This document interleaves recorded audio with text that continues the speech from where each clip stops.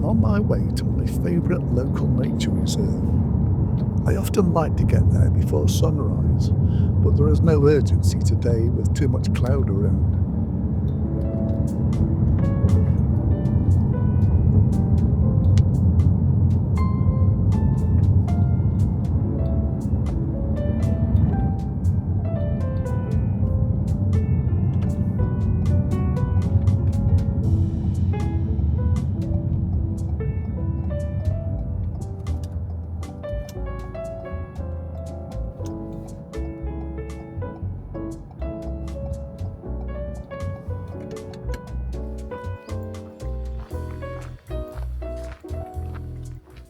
I take the short walk to the nearest lake and find that most of the geese have already left. However, a flock of feral barnacle geese are slow off the mark, but I manage to miss whatever cue they use to signal it's time for takeoff.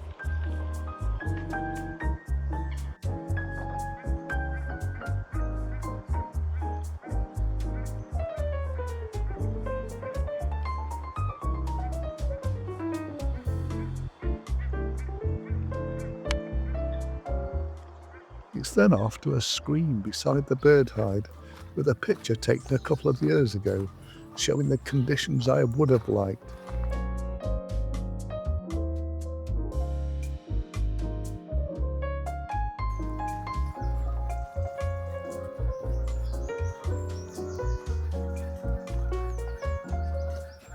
I approach very carefully, but there are no birds close by to scare away.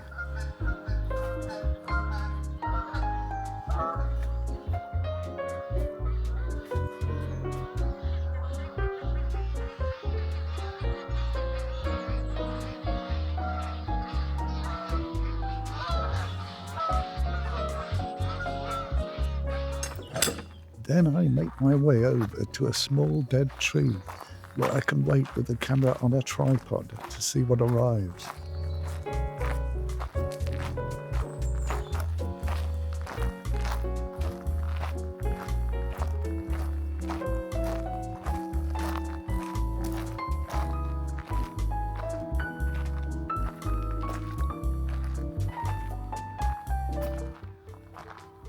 In this case, what arrives are the usual suspects, stonechats and meadow pipits.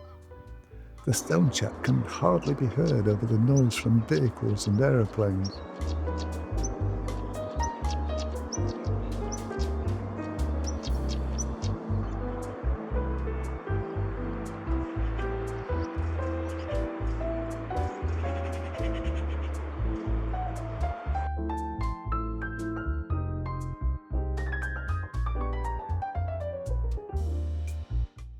While there, I try a long-distance landscape shot of silver birches looking autumnal.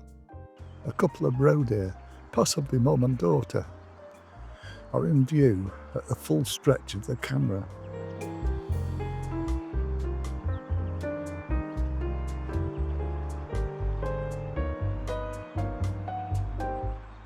I catch sight of another roe deer further round on my travels. I actually caught my best recent pictures of stonechats while on my way to and from the small dead tree. Back at the main bird hide, a few birds come close enough to get reasonable pictures.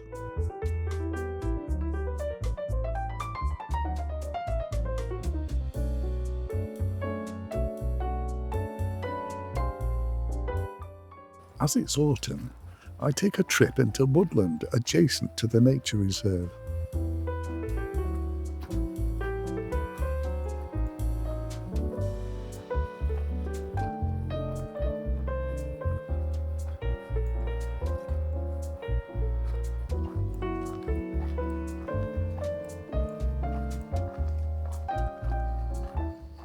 This simple bench looks like it might be worth a picture before walking on to Heath Pond.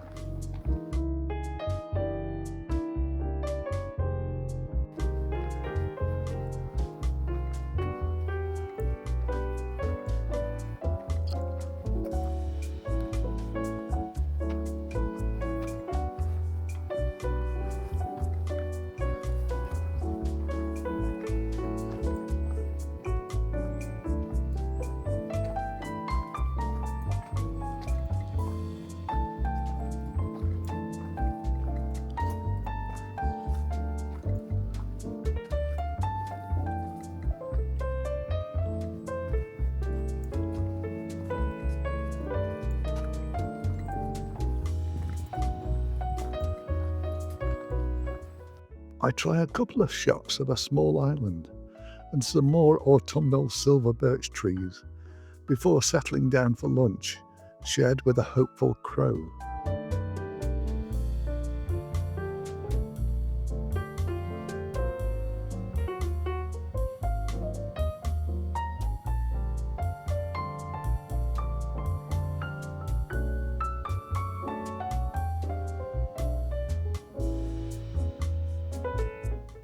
With lunch over, I go in search of further woodland photography.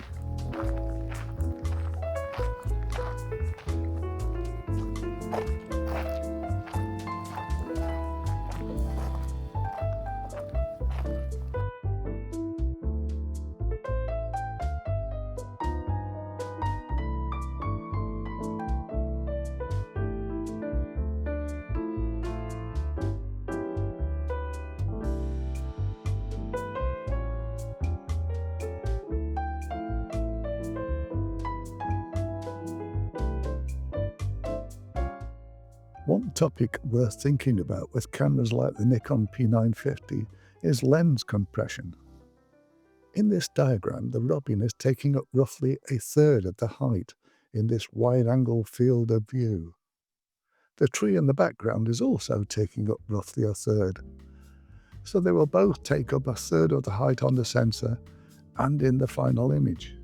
In this second diagram, we've moved further back to take a telephoto shot where the robin is still taking up about a third of the height of this narrower angled view. However, the tree is now taking up the full height of the view and will appear 3 times larger or 3 times nearer the robin. This is the distance compressing part of using a telephoto lens. In practice, the background can often be blurred and stretched to the point where it provides a pleasing creamy bokeh.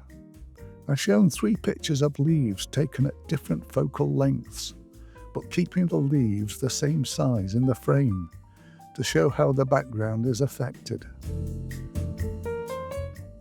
Then a picture of a backlit thistle, taken from distance, but with a blurry metal gate in the background.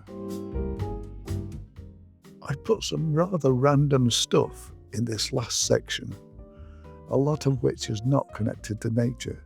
The first image is of looking through a dark copse at trees lit up next to the lake. The processing done by the camera leaves a rather flat image that wouldn't be worth saving. Processing the raw file ourselves, we can get a lot closer to what we really saw. Then adding a subtle dark vignette helps to draw the eyes to the more important part. I've deliberately processed the images of buildings with a more engraved look to emphasize the lines and angles. The first building is of an old wind tunnel in which you could suspend a whole aircraft, something like a Spitfire. Another picture shows an airship hangar dating from 1912. I finished with some pictures that were taken in poor light indoors. Even the original JPEGs processed by the camera had surprisingly little in the way of noise. Thanks for watching.